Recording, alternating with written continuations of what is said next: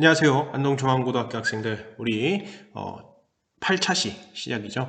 문법 두 번째 단원인데 우리 지난 시간에 배웠던 내용을 다시 한번 더 짚어보고 다시 한번 더 오늘 나갈 주체 높임법, 객체 높임법 배워보도록 하겠습니다.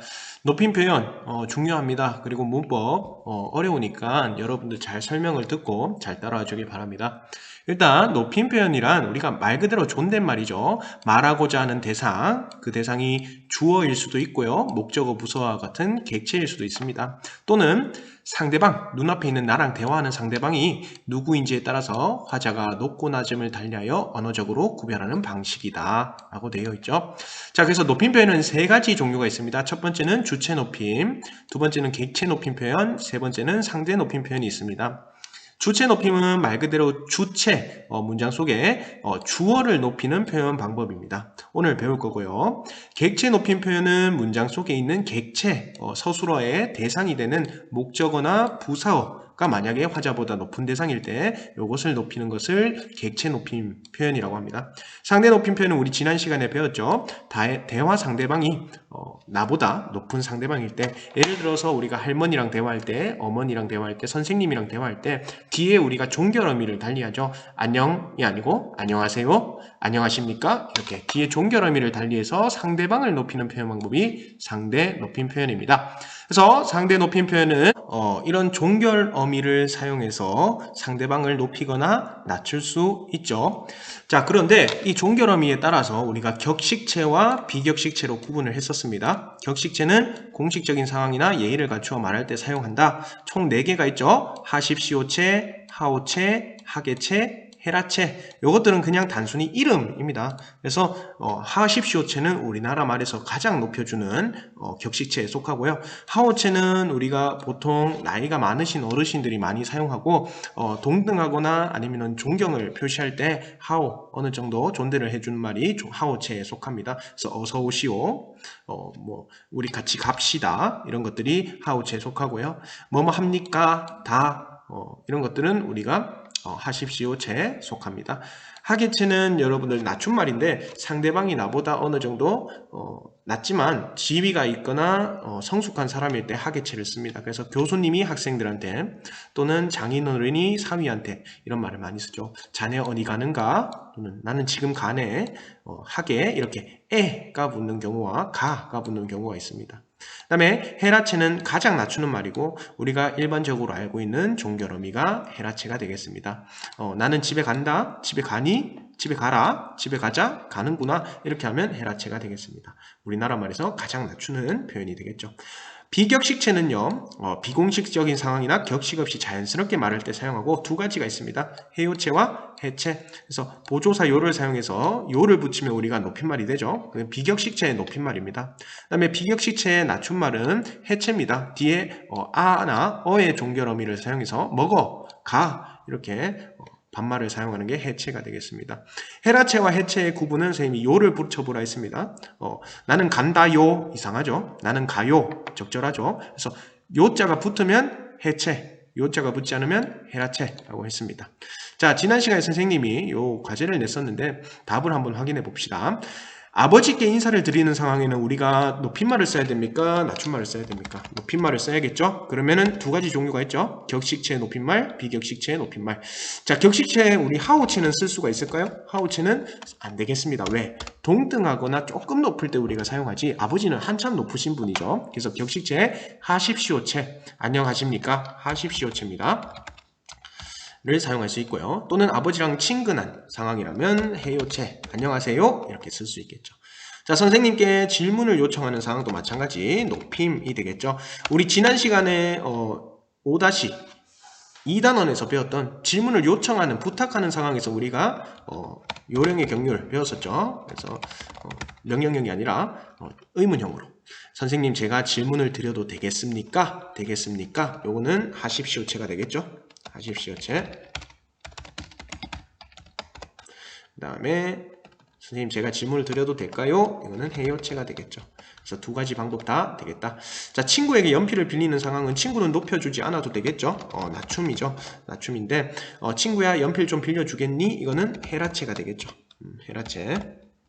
종결 의미가 있으니까. 자, 친구야 연필 좀 빌려줄래? 이거는 해체가 되겠습니다. 왜냐면 요자가 붙잖아요. 빌려줄래요? 맞지? 그러면 이건 해체가 되겠습니다. 자, 동생에게 청소를 맡기는 상황도 마찬가지 낮춤이 되겠죠. 낮춤이면 우리가 해라체나 또는 해체가 되겠습니다. 동생아 청소 좀 해라. 청소 좀 해. 자, 이런 말하기는 당연히 안 좋겠죠. 해주겠니? 해줄래? 이렇게 하는 게 우리가 요령의 경륜에 맞겠지만 어쨌든 해라, 해 이렇게 말할 수 있습니다. 그럼 장인어른이 사위한테 인사하는 상황도 마찬가지 낮춤인데 사위는 결혼도 했고 그 다음에 성인이죠. 그렇기 때문에 어느 정도 존대를 해줘야 되겠죠. 그래서 자네 잘 지냈는가 하계체를 써야겠습니다. 하계체 격식체 중에서 하계체를 써야겠습니다. 자, 아니면 비격식체라면 우리가 낮춤은 한 개밖에 없었죠. 해체를 쓸 수 있겠습니다. 해체. 자, 그 다음 나이가 많으신 어른들이 서로 인사하는 상황, 서로 존대를 해야 되거나 또는 동등한 상황에서 안녕하십니까? 격식체라면 안녕하십니까? 할 수 있고요. 나이가 비슷하거나 동등한 집이다 그러면 안녕하시오 이렇게 할 수도 있겠고요. 그 다음에 비격식체 중에서는 안녕하세요 라고 할 수도 있겠죠. 자, 그런데 비교적 요 두 가지 표현을 많이 쓰겠죠. 남성들은 격식체를 많이 쓴다 라고 지난 시간에 얘기를 했었습니다. 안녕하신가는 안 됩니다. 왜냐하면 이거는 우리가 낮춤말이라고 그랬죠. 하계체에 속하죠. 그래서 안녕하신가는 안 되고. 자, 엄마가 나에게 청소를 시키는 상황에서는 청소 좀 해라, 청소 좀 해. 요거랑 4번이랑 똑같죠. 이렇게 확인을 해보겠습니다. 그러면 오늘 배울 내용 한번 보도록 하겠습니다. 교과서 238페이지를 볼게요. 다음 활동을 통해 주체 높임 표현을 탐구해보자. 다음 문장을 보기처럼 바꾸어 주체 높임을 완성해보자. 우리 지난 시간에 주체 높임에 대해서 배웠는데 주체 높임 다시 한번 더 보고 넘어가겠습니다. 자, 주체 높임은 앞에서 말했다시피 주체, 문장에 주체가 화자보다 높은 대상일 때 이 주체가 주어거든요. 주어를 높이는 표현 방법입니다. 그래서 주체는 행위의 주체, 문장 속의 주어입니다. 자, 그냥 집에 간다 하면 이상하죠. 집에 간다 하면 이상하고 여기 뭐 나는, 어머니께서, 친구가 이런 주어가 있어야 되는데 요것들이 이제 주어가 되겠죠. 자, 나가 오게 된다면 는 올려줄 필요가 없죠. 친구가 와도 높임의 표현을 쓸 필요가 없습니다. 근데 만약에 어머니가 주어로 오면 뒤에 뭐가 붙어야 돼요? 깨서가 붙어야 되겠지. 그 다음에 간다라고 하면 안 되고 가신다라고 해야 됩니다. 마찬가지 침대에서 잔다 앞에 주어가 필요한데 동생이 오게 되면 깨서를 붙이지 않아도 돼요. 근데 아버지가 오게 되면 아버지께서 침대에 잔다. 잔다도 이상하지? 주무시다로 바꿔줘야겠죠. 그 다음에 나무를 심는다도 주어가 있어야 됩니다. 그래서 이모가, 누나가, 할아버지께서 우리가 보통 이모가라고 많이 하는데 이모가 만약에 나보다 나이가 많으면 이모님께서 라고 해야겠죠. 나무를 심는다가 아니고 심으신다. 할아버지는 당연히 깨서를 써야겠죠. 그 다음에 마찬가지 심는다가 아니라 심으신다. 이렇게 사용해야 되겠습니다. 자, 그럼 여기서 특징을 볼까요? 주어가 높임의 대상이면 우리가 주격조사로 무엇을 쓰고 있습니까? 깨서를 쓰고 있죠. 깨서. 맞지? 그 다음에 서술어에 뭐를 붙여요? 시가 다 붙어 있어요. 맞지? 의시나 시가 붙어 있습니다. 자, 이게 주체 높임법의 특징입니다. 자, 주어가 높임의 대상일 때 주격조사 이, 가 이런 것 대신에 우리가 깨서를 사용합니다. 맞지? 그 다음에 서술어에서는 우리가 선어말 어미라고 하는데 가신다, 드신다, 또 뭐가 있을까요? 만지신다, 잡으신다, 돌리신다 이렇게 시를 붙여줍니다. 을을 갈로 쳐놓은 이유는 앞에 받침이 있으면 을을 붙고요. 앞에 받침이 없으면 시가 붙죠. 그래서 을은 붙기도 하고 안 붙기 때문에 갈로 안에 넣어놨습니다. 자, 그 다음 주어가 높임의 대상일 때는 이런 경우가 있습니다. 특수동사를 쓰는데 주무시다, 계시다, 잡수다 이런 말을 씁니다. 주무시다는 자다의 높임말이죠. 그 다음 계시다는 있다의 높임말, 잡수다는 먹다의 높임말입니다. 자, 이것도 시가 사용된 거 아니냐요? 라고 물을 수 있는데 주무다라는 말은 없죠. 맞지? 주무다라는 말은 없기 때문에 이거는 이 자체가 하나의 어휘입니다. 게다라는 말도 없으니까 하나의 높임의 특수 동사가 되겠습니다. 잡수시다는 잡수다의 선어말 어미 의시를 사용해서 잡수다보다 한 단계 더 높여준 말이 되겠습니다. 자, 그러면 다시 돌아가 보도록 하겠습니다. 교과서를 볼까요? 나는 꽃을 좋아한다 라고 문장이 되어 있습니다. 근데 여기 있는 주어가 나는이죠. 이 나는이 어머니로 바뀌게 되면 어떻게 바뀌는지 봅시다. 나는이 어머니께서는 이라고 깨서가 붙게 되죠. 그다음에 꽃을 좋아한다도 어떻게 서술어가 바뀐지 봅시다. 좋아하신다. 하다 사이에 시가 들어오게 되죠. 밑에 문장을 한번 해볼까요? 동생은 일찍 자고 일찍 일어난다 라는 문장을 이렇게 바꿔버리면 어떻게 될까? 할머니께서는 이렇게 바뀌어야겠죠? 께서는 일찍 자고 라는 말 안 씁니다. 높임 표현인 특수동사 주무시고 일찍 일어난다 라고 안 하겠죠? 일어나신다 이렇게 고쳐주면 되겠습니다. 자, 현우는 기가 밝다 이렇게 돼 있는데 할아버지께서는 이라고 붙어야겠죠? 그 다음에 기가 밝으시다 라고 해야겠죠. 왜? 높임의 대상이 우리 할아버지가 되니까요. 근데 중요한 건 여기서 주어는 귀가라는 주어를 높여주고 있어요. 밝으시다. 귀는 높임의 대상이 아닌데 왜 높여줬을까요? 이거를 옆에다가 적어줄까요? 우리 뭐라고 그러냐면 간접 높임이라고 합니다. 자, 여기 한번 볼까요? 주체 높임 표현에는 두 가지 종류가 있습니다. 주어를 직접 높이는 직접 높임이 있고 주어와 관련된 대상, 신체 일부나 소유물, 생각을 높여서 우리 높일 대상을 간접적으로 높이는 간접 높임이 있습니다. 이 간접 높임과 직접 높임을 한번 보도록 하겠습니다. 자, 직접 높임은 주어가 높임의 대상일 때 주어를 직접 높이는 거예요. 자, 할머니가 주어고, 어머니가 주어고, 아버지가 주어입니다. 이런 경우에 우리가 직접 높이는 거죠. 그래서 할머니께서를 붙여주죠. 께서 집에 가시다, 시를 붙여줍니다. 그 다음에 어머니께서 청소기를 돌리시다. 그 다음에 아버지께서 도둑을 잡으시다. 그래서 앞에서 본 것처럼 주격조사께서와 서서말어미 시를 붙여서 직접 주어를 높여주는 겁니다. 왜? 주어가 할머니, 어머니, 아버지 아예 높임의 대상이니까. 자, 그런데 간접 높임은 무엇이냐? 주어가 높임의 대상이 아닌데도 그 높임의 대상과 밀접하게 관련된 소유물, 신체, 말일 때 이를 높여 간접적으로 높임의 대상을 높이는 거예요. 그래서 할머니의 키께서라고 합니까? 깨서? 아니죠. 키가 근데 크다가 아니고 시다 이렇게 시를 붙여줍니다. 맞지? 그럼 교장 선생님 말씀 깨서 아니죠. 그 다음에 계시겠습니다가 아니고 있으시겠습니다 라고 쓰겠죠. 할아버지께서는 기가 아까 했죠. 밝으시다 이렇게 씁니다. 자, 간접 높임을 쓸 때는요 주어에 깨서를 붙여주지 않습니다. 말씀이, 기가 이렇게 쓰고요. 대신에 서술어에 뭐를 붙여줍니까? 직접 높임과 같이 시를 붙여서 높여주는 거죠. 이렇게 주어가 높임 대상이 아니에요. 키, 말씀, 기는 높임의 대상이 아닌데 누구의 키예요? 할머니의 키고 교장 선생님의 말씀이고 할아버지의 귀죠. 그렇기 때문에 간접적으로 이 대상을 높여주는 방법이 간접 높임이 되겠습니다. 그래서 간접 높임에서는 주격조사께서나 특수어휘 계시다, 주무시다를 사용하지 않습니다. 오로지 뭐만 사용한다? 오로지 선어말 어미 의시만 사용하더라. 서술어에 의시만 붙여줍니다. 됐죠? 그래서 여기는 직접 높임이 되겠죠? 할머니를 직접 높여주는 것. 이거는 할아버지의 귀를 높여서 할아버지를 간접적으로 높여주는 간접 높임이 되겠습니다. 자, 밑에 한번 볼까요? 자, 가나의 표현이 어색한 이유를 파악하고 잘못된 표현을 바르게 고쳐보자. 자, 이 구두는 최신 유행 상품이십니다. 잘못됐죠? 왜? 지금 주어가 뭐예요? 구두인데 구두는 높여줄 필요가 없어요. 아직 이 사람이 구매한 것도 소유물도 그리고 밀접하게 관련도 없기 때문에 간접 높임도 해줄 필요가 없습니다. 그러면 상품이십니다가 잘못되겠죠. 이걸 어떻게 고쳐야 될까요? 그냥 어떻게 고치면 될까? 상품입니다 이렇게 적으면 되겠죠. 상품입니다 이렇게 고쳐주면 되겠죠. 상품이십니다. 높여줄 필요가 없습니다.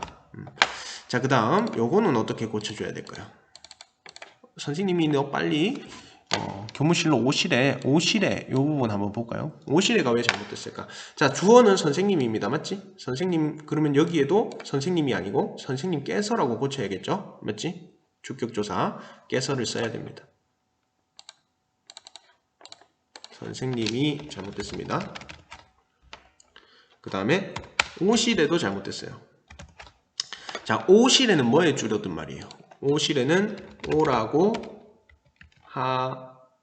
시다 하셔의 줄임말이에요. 맞지? 오라고 하셔의 줄임말. 오라고 하다. 근데 오는 건 누구예요? 오는 건 이 여자 학생이 되겠죠. 그러면 오는 거는 높여줄 필요가 없어요. 오는 것의 주체는 이 여학생이니까. 근데 한 건 누구예요? 그렇게 말을 한 거는 선생님이니까 요건 높여줘야겠죠. 그래서 오시래가 아니라 오시래는 뭐의 줄임말이냐면 오시라고 해의 줄임말이에요.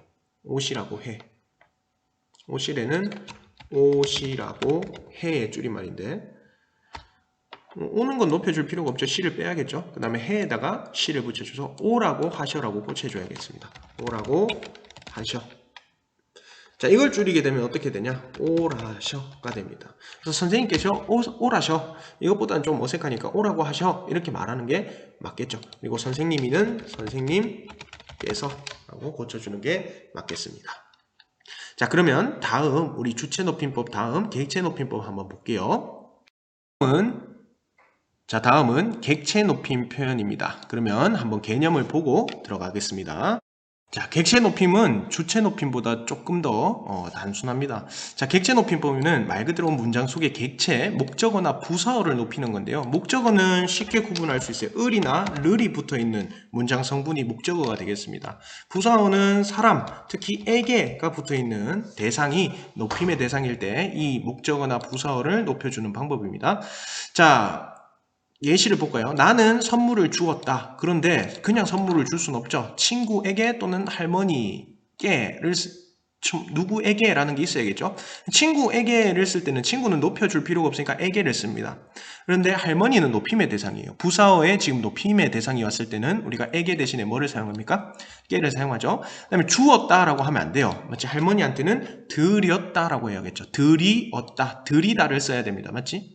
자, 그 다음 친구가 데리고 갔다. 자, 보면 걔를, 동생을, 선생님을 여기 을을이 붙었으니까 요건 뭐가 되겠죠? 목적어가 되겠죠. 그러면 이것들을 데리고 갔다가 되는데요. 가는 거는 친구니까 높여줄 필요가 없겠죠. 시를 붙이지 않아도 됩니다. 자, 근데 여기 목적어를 보면 걔와 동생은 높여줄 필요가 없지만 선생님은 높임의 대상이네요. 그러면 데리고가 아니라 모시고라는 특수한 동사를 써야 됩니다. 그다음 친구가 귀신을 보았다. 아무런 문제가 없어요. 근데 선생님을이라는 목적어의 높임의 대상이 오면 보았다가 아니라 배웠다 라고 해야 됩니다. 선생님을 배웠다. 맞죠? 자, 이렇게 부사어가 아까 봤던 에게가 붙은 부사어가 만약에 높임의 대상이면 부사격 조사 에게 대신에 뭐를 사용합니까? 깨를 사용합니다. 맞지? 이건 주체 높임법이랑 달라요. 자, 근데 부사어나 목적어가 높임의 대상일 때 주다, 데리다, 묻다, 보다 라는 말 대신에 특수동사 드리다, 모시다, 여쭙다, 뵙다를 사용하는 게 맞습니다. 자, 그러면 교과서 다시 돌아가 보도록 하겠습니다.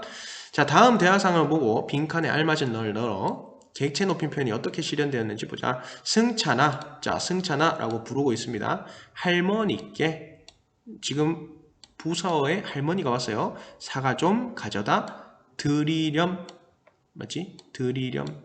특수 동사를 썼습니다. 이 대화 상황에서 화자는 어머니죠. 말하는 사람은 어머니고요. 청자는 우리 아들이니까 높임말을 쓸 필요가 없겠죠. 종결 어미는 드리렴 헤라체를 쓰고 있습니다. 그 다음 문장의 주체는 누굽니까? 주체는 가져다주는 승찬이죠. 그러니까 가지여다, 가지시여다 이렇게 쓰지 않습니다. 맞지? 그래서 여기서 높여야 될 상은 문장의 객체인 할머니가 되니까 조사 깨와 높임말 드리다를 사용해서 높임을 실현하고 있습니다. 이거 지울게요. 자, 그러면 다음 문장에 제시된 단어를 높임의 뜻이 있는 말로 바꾸어 보자. 예지는 할머니를 버스 정류장까지 모셔다 드렸다. 이렇게 모시다를 써야겠죠. 나는 수업 후에 선생님께 모르는 문제를 여쭈어 보러 갔다라고 해야겠습니다. 자, 여기 보면 높임의 대상은 할머니가 되겠죠. 그래서 목적어 있으니까 특수동사 모시고 모시다를 쓰고요. 그다음 여기는 선생님께 부사어가 높임의 대상이죠. 그래서 에게 대신에 깨를 쓰고 여쭈다를 사용하고 있는 것입니다. 자, 우리가 상대 높임법, 주체 높임법, 객체 높임법 따로따로 배웠지만 중요한 거는 이 세 개가 동시에 실현될 수도 있다라는 겁니다. 이거를 한번 볼게요. 자, 이 문장을 볼까요? 자, 지금 학생이 선생님과 대화하는 상황입니다. 그러면 대화 상대방이 지금 높임의 대상이죠. 그러니까 우리는 종결어미 중에서 높임의 표현을 쓰는 하십시오체나 해요체를 사용해야겠습니다. 맞지? 하십시오체나 격식체 하십시오체나 또는 해요체를 사용해야겠죠. 그럼 상대 높임법은 당연히 사용되겠습니다. 그래서 여기 보세요. 못 받으셨대요. 드린다고 합니다. 여기 보면 해요체, 여기서는 하십시오체를 쓰고 있습니다. 자, 선생님, 어제 어머니께서 할머니를 모시고 병원에 가시느라 전화를 못 받으셨대요. 오늘 중으로 전화를 드린다고 합니다. 자, 그럼 여기서 높이고 있는 대상은 누굴까요? 화자는 학생이죠. 화자는 학생이니까 자기보다 높은 거는 선생님도 높고, 지금 대화 상대 청자도 높고요.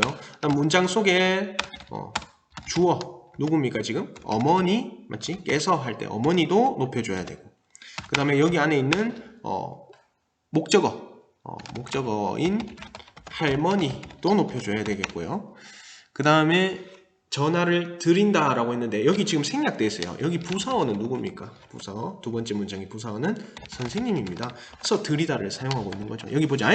어제 어머니가 주어니까 깨서를 붙여줍니다. 할머니를 목적어니까 데리고 가니고 모시고 특수동사를 쓰고 있죠. 그 다음에 병원에 가시느라, 자 여기 시가 사용됐죠. 누구를 높여주기 위해서? 가느라 하면 안 되죠. 어머니께서 간 거니까 가시느라. 그 다음에 전화를 못 받으셨대요 할 때 전화를 누가 못 받은 건데? 맞지? 어머니죠. 어머니께서. 주어가 두 번 중복되니까 생략된 겁니다. 그래서 she를 써준 겁니다. 그러면 여기는 주체 높임법, 여기도 주체 높임법, 여기 받으셨대요도 주체 높임법. 그 다음에 할머니를 모시고는 객체 높임법이 되겠죠.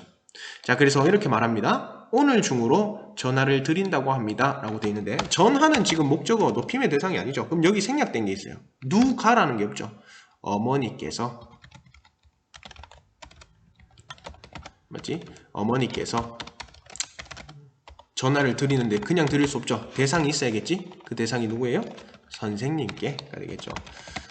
이게 생략되어 있죠. 그래서 선생님께 전화를 드린다고 합니다 할 때 드리다, 요거는 객체 높임법, 선생님을 높여주는 것이 되겠죠. 자, 그 다음에 합니다. 그 다음에 뭐뭐 하셨대요. 이런 종결어미는 청자인 선생님을 높여주기 위한 방법이 되겠죠.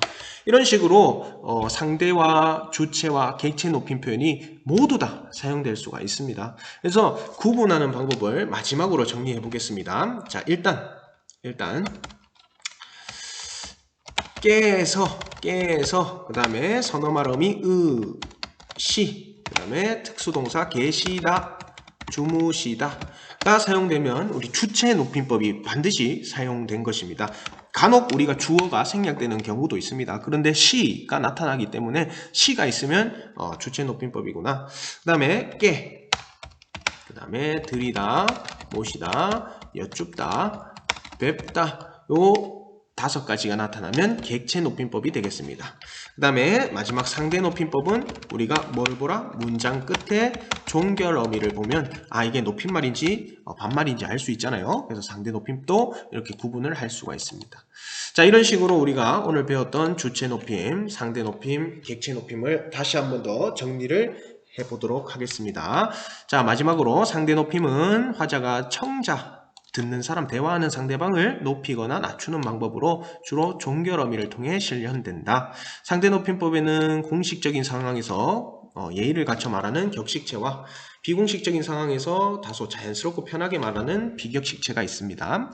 격식체는 하십시오, 하오체는 높임에 속하고요. 하계체, 헤라체는 반말에 속하죠. 그 다음에 해요체는 높임, 해체는 비격식체의 반말이 되겠습니다. 주체 높임 표현은 서술의 주체를 높이는 방법으로 기본적으로 서술에 시를 붙어서 실현되고 주격조사 이가 대신에 깨서를 사용합니다. 또한 주무시다, 계시다 등 주체 높임법의 특수동사를 사용해서 사용하기도 합니다. 객체 높임법은 서술의 객체를 높이는 방법으로 주어를 높이는 게 아니에요. 목적어나 부사어를 높이는 방법이죠. 그래서 주로 배다, 드리다, 모시다, 여쭈다 등의 이런 특수동사를 사용해서 실현되고, 부사어를 높일 때는 조사 에게 대신에 깨를 사용하기도 합니다.